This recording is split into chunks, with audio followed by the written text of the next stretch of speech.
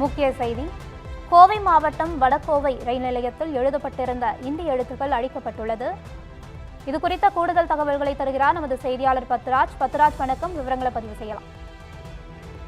வணக்கம் ஜெயஸ்ரீ. கோவை வடகோவை ரயில் நிலையத்தில் இந்தி எழுத்துக்கள் முற்றிலுமாக அழிக்கப்பட்டிருக்குது.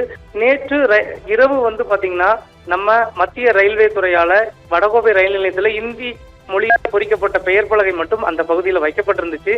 இது கோவையில பல்வேறு சர்ச்சைகளையும் பரபரப்புகளையும் ஏற்படுத்தி இருந்த நிலையில ஒரு சில இயக்கங்கள் நேற்று நள்ளிரவு அந்த சந்தன பெயிண்டுகளை கொண்டு அந்த இந்தி எழுத்துக்கள் மீது ஊத்தி அதை அழிக்கிற முற்பட்டாங்க.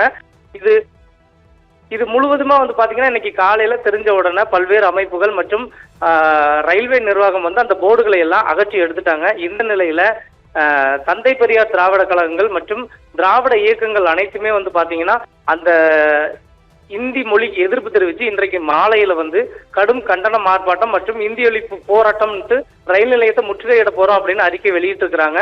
ஆனா காலையிலேயே ரயில்வே நிர்வாகம் அந்த போர்டுகளை எல்லாத்தையுமே முற்றிலுமா அகற்றி எடுத்துட்டாங்க.